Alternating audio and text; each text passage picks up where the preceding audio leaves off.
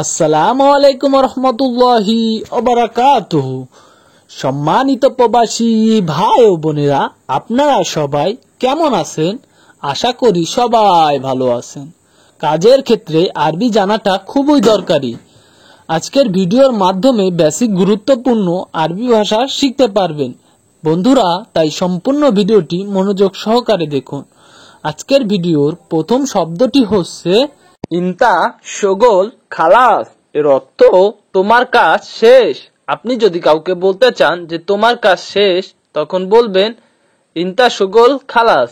এখানে ইনতা শব্দের অর্থ তোমার, শগল শব্দের অর্থ কাজ, খালাস শব্দের অর্থ শেষ। সব মিলিয়ে হচ্ছে ইনতা শগল খালাস। এর অর্থ তোমার কাজ শেষ। এখানে 2 নাম্বার আরবি শব্দটি রয়েছে সুগোল সুয়াইয়া ফি। এর অর্থ একটু কাজ আছে। আপনি যদি বলতে চান যে একটু কাজ আছে, তখন বলবেন সুগোল সুয়াইয়া ফি। এখানে সুগোল শব্দের অর্থ কাজ, সুয়াইয়া শব্দের অর্থ একটু, ফি শব্দের অর্থ আছে। সব মিলিয়ে হচ্ছে বন্ধুরা সুগোল সুয়াইয়া ফি। এর অর্থ একটু কাজ আছে। এখানে 3 নাম্বার আরবি শব্দটি রয়েছে আনা সুগোল মাফি খালাস। এর অর্থ আমার কাজ শেষ হয় নাই। আপনি যদি বলতে চান যে আমার কাজ শেষ হয় নাই, তখন বলবেন আনা সুগোল মাফি খালাস। এখানে আনা শব্দের অর্থ আমার, সুগোল শব্দের অর্থ কাজ, মাফি শব্দের অর্থ নাই, খালাস শব্দের অর্থ শেষ। সব মিলিয়ে হচ্ছে আনা সুগোল মাফি খালাস। এর অর্থ আমার কাজ শেষ হয় নাই। বন্ধুরা, আমার সাথে 2 থেকে 3 বার করে বলবেন। এতে করে আপনার মুখের জড়তা কেটে যাবে। আপনি খুব সহজেই আরবি ভাষায় কথা বলতে পারবেন। এখানে 4 নাম্বার আরবি শব্দটি রয়েছে ইনতা বুকরা ইজি। এর অর্থ তুমি আগামীকাল আসবে।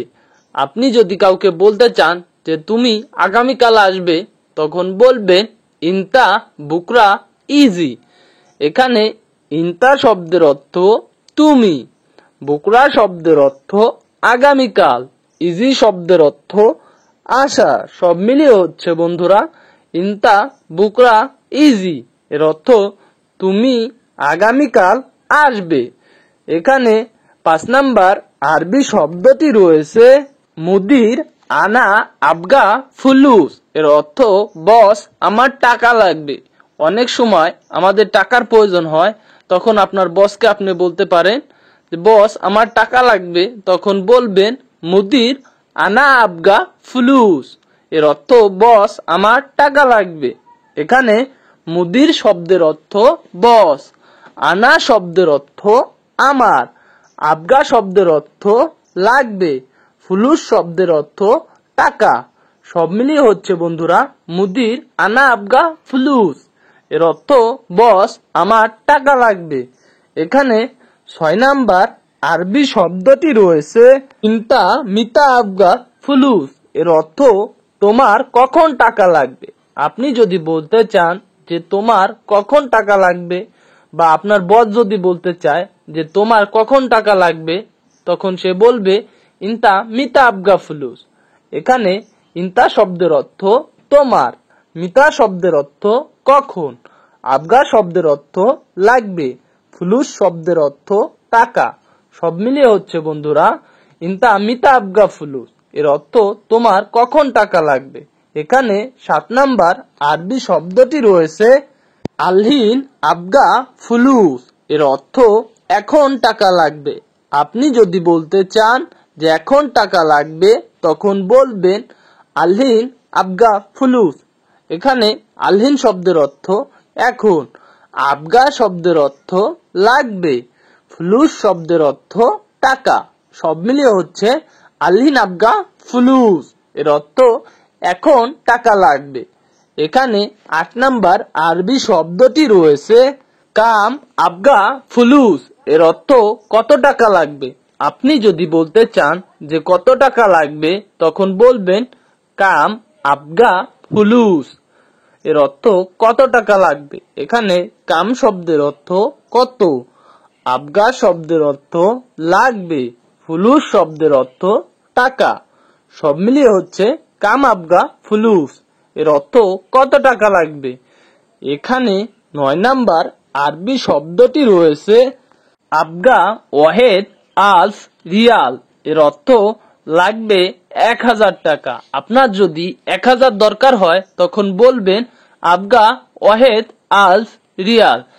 এখানে আবগা শব্দের অর্থ লাগবে, ওয়াহেদ শব্দের অর্থ 1, আলফ শব্দের অর্থ 1000, রিয়াল শব্দের অর্থ টাকা।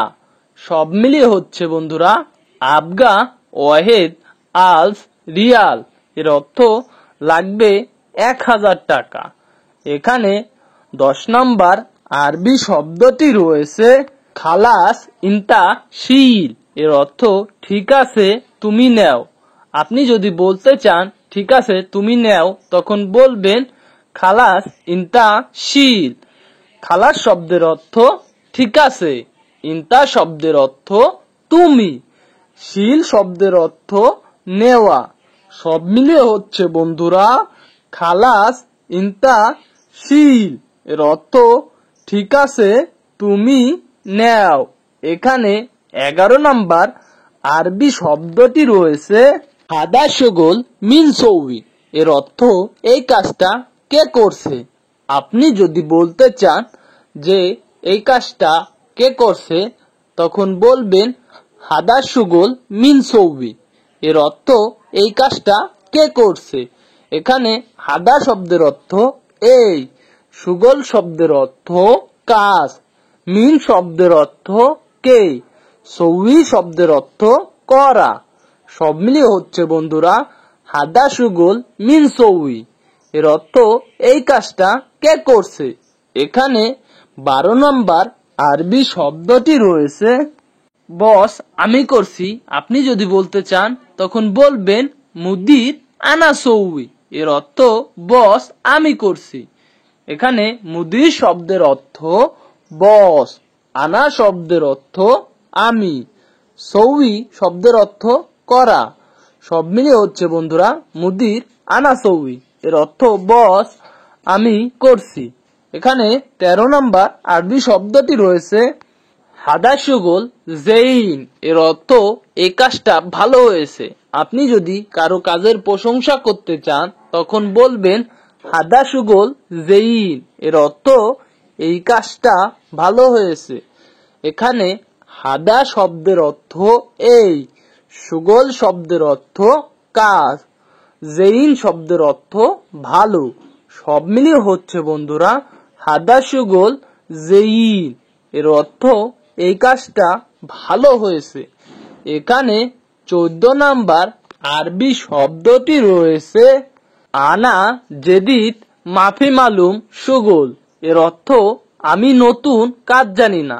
আপনি যদি নতুন হন আর আপনি যদি বলতে চান যে আমি কাজ জানি না তখন বলবেন আনা জেদিদ মাফি মালুম সুগল এর অর্থ আমি নতুন কাজ জানি না। এখানে আনা শব্দের অর্থ আমি, জেদিদ শব্দের অর্থ নতুন, মাফি মালুম শব্দের অর্থ জানি না, সুগল শব্দের অর্থ কাজ। সব মিলিয়ে হচ্ছে আনা জেদিদ মাফি মালুম সুগল এর অর্থ আমি নতুন কাজ জানি না। এখানে 15 নাম্বার আরবি শব্দটি রয়েছে ইনতা ফি ইকামা এর অর্থ তোমার আকামা আছে। আপনি যদি কাউকে প্রশ্ন করতে চান বা বলতে চান যে তোমার আকামা আছে কিনা তখন বলবেন ইনতা ইকামা ফি। এখানে ইনতা শব্দের অর্থ তোমার, ফি শব্দের অর্থ আছে, ইকামা শব্দের অর্থ আকামা। সব মিলিয়ে হচ্ছে বন্ধুরা ইনতা ফি ইকামা এর অর্থ তোমার আকামা আছে। এখানে 16 নাম্বার আরবি শব্দটি রয়েছে এওয়া মুদির ফি এর অর্থ হ্যাঁ বস আছে। আপনি যদি বলতে চান হ্যাঁ বস আছে তখন বলবেন এওয়া মুদির ফি।